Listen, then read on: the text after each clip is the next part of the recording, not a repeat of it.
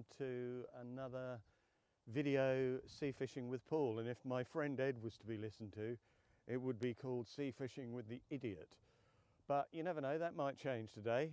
I might actually catch something, although I very much doubt it, because I've come to a place called Chichester Harbour, and a bit of a schlep to get to this point that I'm fishing on midway in the harbour.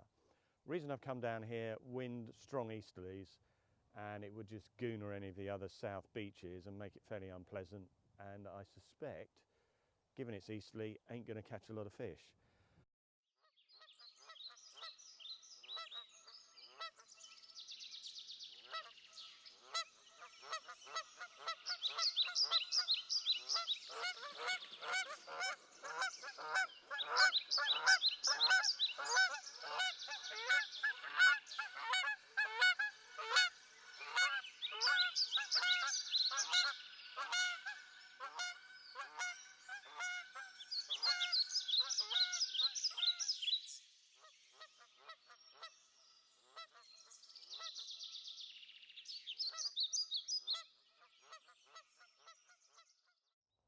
So as I said, I'm fishing in the harbour. I've driven down to the marina basin, and you can see it off in the distance, and then I've schlepped from way over there.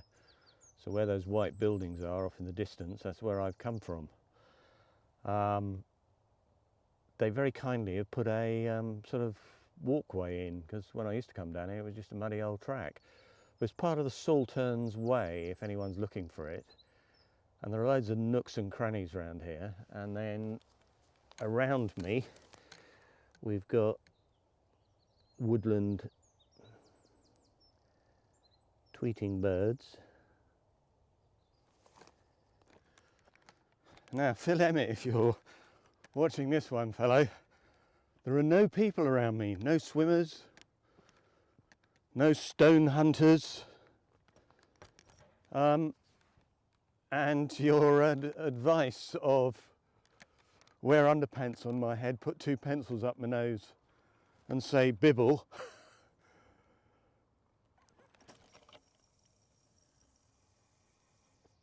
got that out, really cheered me up, because it was starting to wear me down, all these people turning up.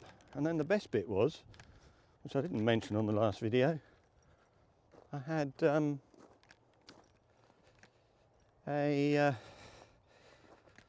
three older people turn up, and I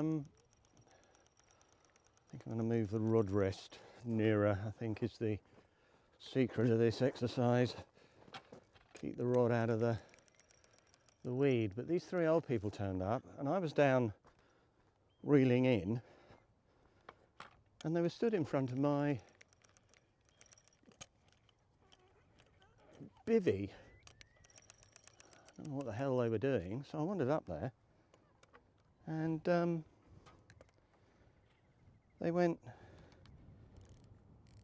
"You shouldn't have that up here." I said, "Well, why?"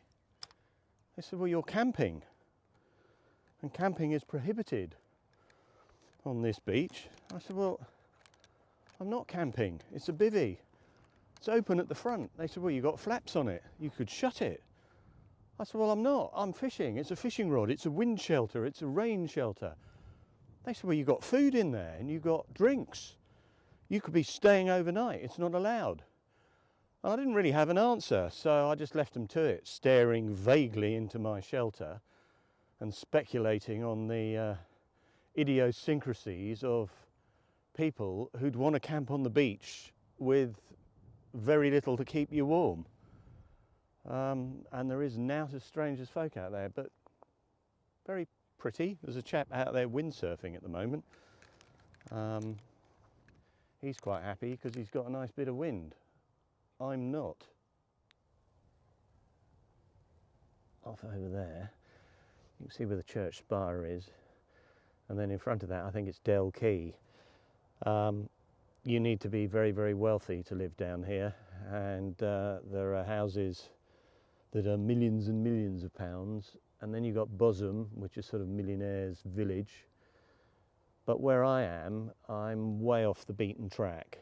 So This is what I have to contend with today. So it's not the poxy wind. It's like some sort of fishing comedy show. And it weren't like a spit round the corner from where I live. I had to drive nearly 70 miles to get down here at some godforsaken time this morning, sneaking about in the dark. But I suspect the neighbours are going to get a little pissed off with me because my car was covered in frost. So I thought, you know what, I'll start it up and get it all toasty for when I'm in it. And then I was washing my teeth. Oh, that's very odd. I can hear like a bass beat going on. Boom, boom, boom, boom, boom, boom. Oh, who the hell's that at this time of the day? And then I realised it was me. Bloody radio was on. And when I switched it on, the radio, it's on one of these sat-nav things, had taken a wee while to kind of come on, and I was already indoors, so I hadn't really heard it. But I apologised to the neighbours. I did figure it out and go and switch it off.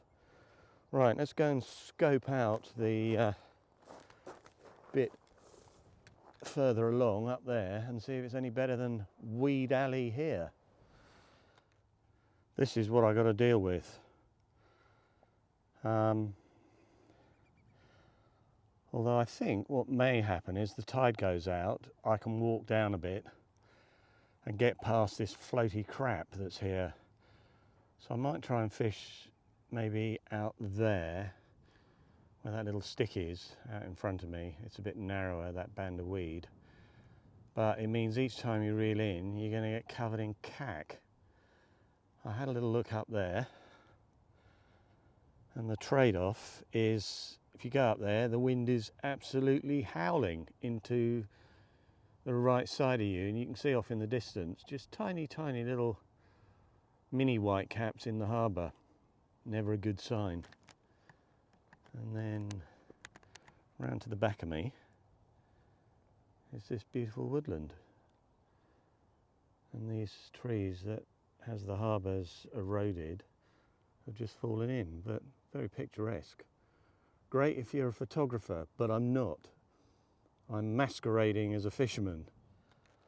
I haven't really got much choice today. I could go to another beach, but to be honest, I can't be asked to put all the gear back together, schlep round the corner, get back in the car, drive another 15 miles to somewhere else to get blown about and not catch anything.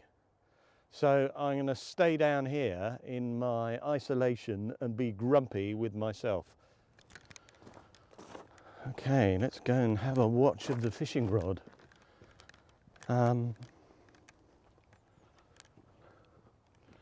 Last lot of bait came in, most of it eaten, so I've now just put a single worm on.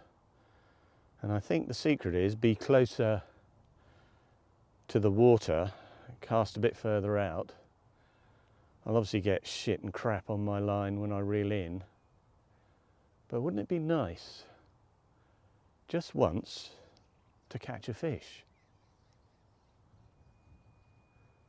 And everyone keeps telling me, oh, well, you're very lucky. You're out in this beautiful, beautiful scenery. And yes, the scenery is beautiful. But I'm starting to get tired of seeing lots of beautiful scenery around the south coast when the principal objective is to try and catch fish. Not talk to dog walkers, as much as I love talking to dog walkers. Not talk to strange people, again, as much as I love talking to strange people. Although my wife would probably say I'm strange, or her friends think I'm strange, which is probably a fair point, I have to say. I've got to that point where I'm starting to consider Googling shamans. How crazy and stupid is that?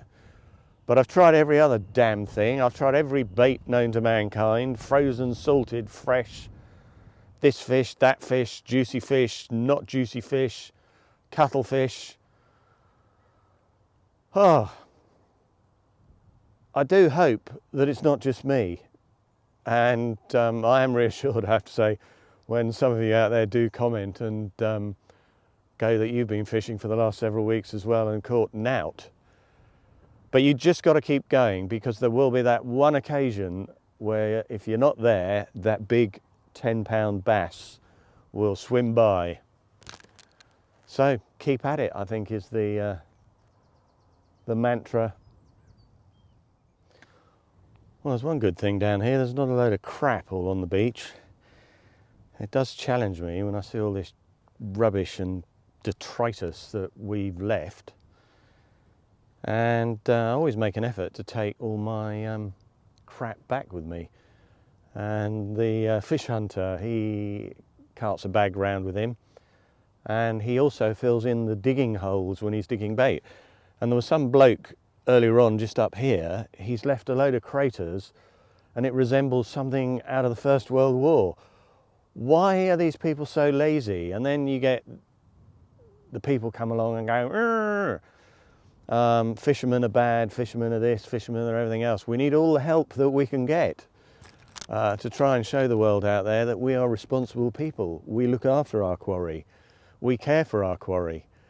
And it's the big factory ships that are doing the damage out there. But I'm sure what'll happen is they'll fish to such a degree that there won't be anything left, and then they won't be able to fish. And I feel sorry for the one-man band trawlermen who are trying to fish in a environmentally friendly, sustainable way. But greed of the world, isn't it? That's what it's all about, greed and money. And I suppose I should thank myself that I'm fortunate I'm down here in this beautiful environment doing simple stuff with the you never know, I might not see a fish. But we'll crack on and see how we get on. And this rod is still staying very still. What are you doing, rod? I suspect the crabs are going, oh yeah, it's that bloody fool again. He's down here. But you've got to be in it to win it, haven't you? Now, one of you the other day commented on not only swimmers, but paddleboarders. We have two paddleboarders right in front of my fishing rod. One going one way, one going the other way. And then if you look round here, they have all of this area to go in. But oh no, the siren call of my fishing rods is calling to them. I really, really don't get it.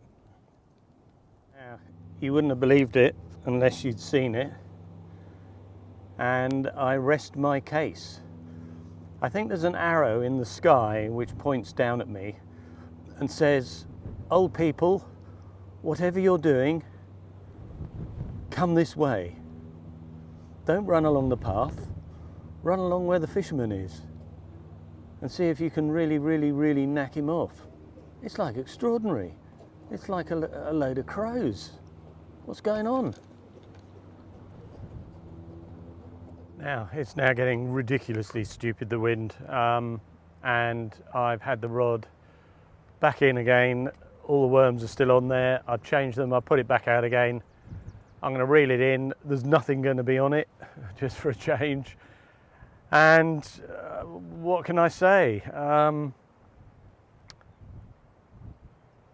There is a word I can think of. It's something and ends in ing, me off.